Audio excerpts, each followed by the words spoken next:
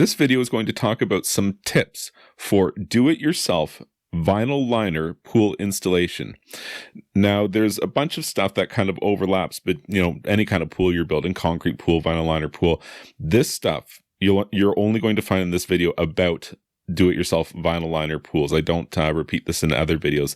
So if you've seen a couple other ones, you'll have to watch this one as well to get all of these tips. And basically what I want to say first about if you're going to build your own vinyl liner pool, one of the most common things right now is vinyl over steel. It's such a hot design feature for vinyl liner pools. Vinyl liner pools are kind of reaching their golden age, and you can do a lot with the design, way more than you used to be able to do. And you can have all kinds of features that look fantastic, like a set of stairs on the end of your pool that spans the entire width of the pool. And it's just not a good idea. It's not something that I endorse really in general, but especially if you're going to install your own vinyl liner swimming pool, assuming you don't know how to install vinyl liner swimming pools. It's not something that you've done for a living before. The addition of vinyl over steel, like for a set of steps, is a significant, even a huge increase in the technical complexity of the liner installation. If you have just a regular liner without any advanced features, you could probably just figure it out with an instruction manual and a couple of buddies on the weekend. If you have vinyl over steel, only a pro is going to get that to fit nicely. You might be able to get it fit pretty good, but you very realistically could end up with wrinkles or other cosmetic deficiencies as a result of an advanced design aspect like that. And so that's kind of the first point here, is choose something that is congruent with success. You're building your own vinyl pool here. You're already saving a bunch of money by not hiring somebody to do it. But maybe just kind of consider how difficult it is to measure and install liner over steel features, and think about, really, is that something that you want to take on every time that you go to get a liner installed on your pool?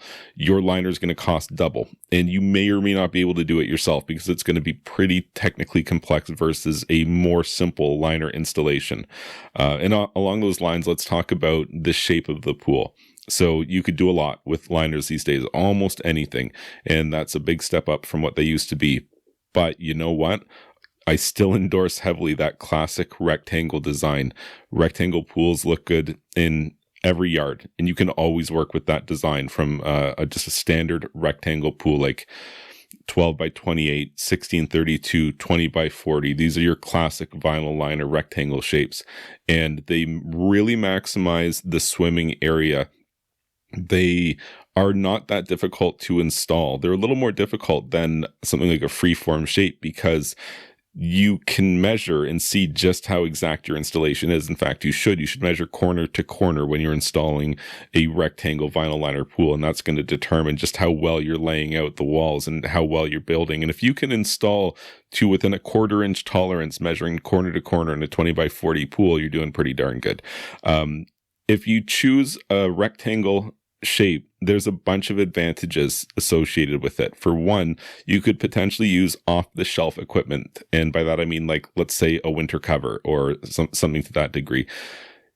If you have a free-form pool, you have to take a custom measurement and have a custom cover made for it anytime you need a cover. If you have a rectangle, you can go down to the local hardware store and pick up something that's going to fit almost perfectly. And the same goes for something like a safety cover. You can get a mesh safety cover that's off the shelf to fit a rectangle pool more readily than you can get one to fit one of a free-form pool, which would require an A/B plot measurement and then custom manufacturing of the cover, double to triple the cost. So there are some advantages, and that's why I endorse rectangles for a self-built vinyl liner pool. It also brings into the equation automatic pool covers, which is something I endorse heavily in general. Abandon every other upgrade that you think you want, like deck jets and a slide and stuff like that, and spend all of that money on an automatic pool cover. The safety benefits and the enhanced energy efficiency are just, they make it a slam dunk. The only problem is it's really expensive, so you have to allocate those funds somehow, maybe borrow them from another part of your project. So something that I definitely recommend is a rectangle pool with an automatic safety cover. That's a great package that you could potentially look at building yourself if you're looking to do it yourself, a vinyl liner pool installation.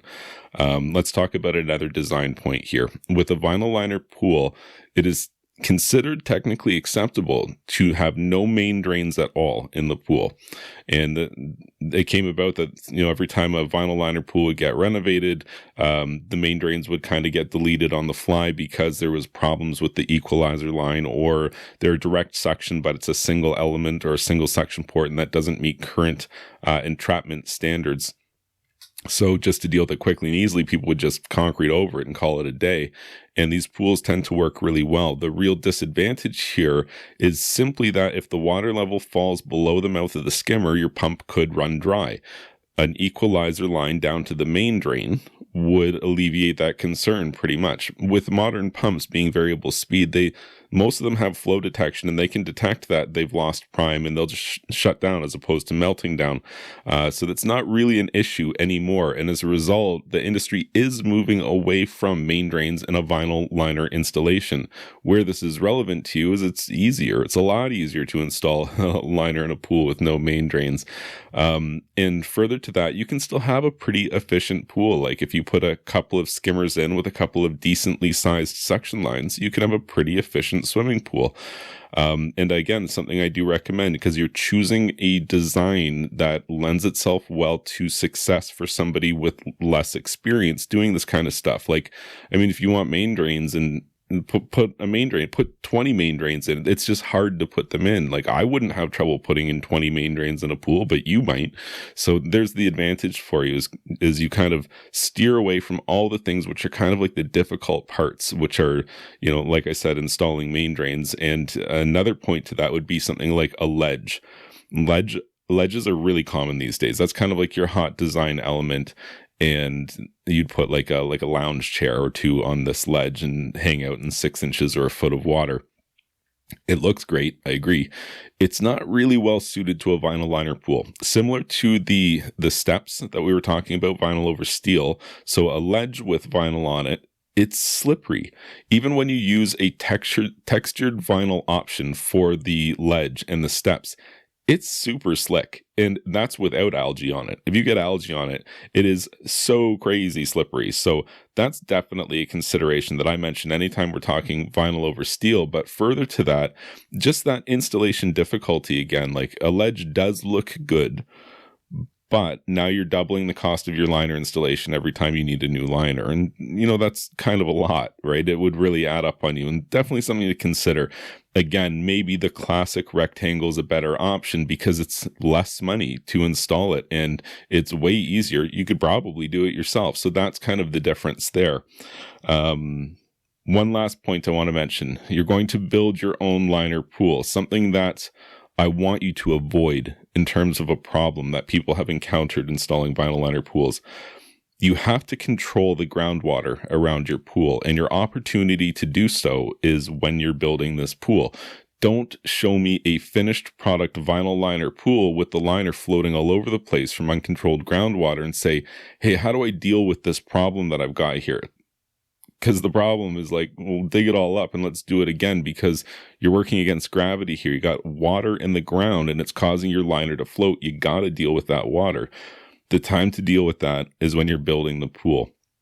If you could install a sump well down to, 6 inches or a foot below the shallow end floor as the minimum, or 6 inches to a foot below the deep end floor, ideally, then what you can do is you can have a sump pump that runs down inside that sump well.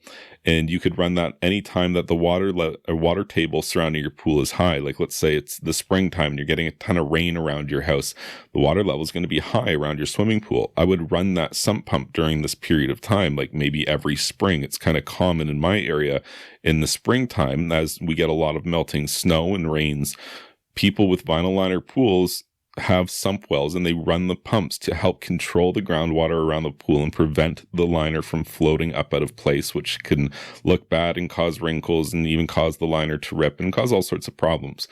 You solve this when you build the pool. If you have any concern about groundwater around your pool, you should be installing something, maybe even a couple of provisions to help deal with this groundwater, depending on how bad it is. And it is worth mentioning, when you install a swimming pool, you're not looking at a 5 or 10 year increment of time. 10, 20, 50 years could pass, right? And you could even still be in this home. As development changes in your area, water courses will change. And 20 years from now, the water table around your house could be totally different than what it was when you build this pool. Again, it kind of sucks to install these sump wells after the fact. So maybe install it now. Maybe even if you don't have a concern for groundwater around your pool, if you're going to self-build a vinyl liner pool, maybe you should look at adding some sort of drainage provision now, just to account for any potential issues that could arise in the future. And now, I mean, this isn't a comprehensive list by any means. If you're going to build your own vinyl liner pool, there's a whole lot of stuff that you're going to need to consider. But these are just some of the first things that come to mind for me when I think of somebody building their own pool, and I want them to have success. I want you to kind of, miss a lot of these more common hurdles that people are going to have to overcome. If you haven't done a bunch of these, you might not be able to think ahead and see all these potential problems you could encounter. And I hope this video helps you. If it does, please like this video and subscribe to my YouTube channel. And you can check out my website, swimmingpoolsteve.com.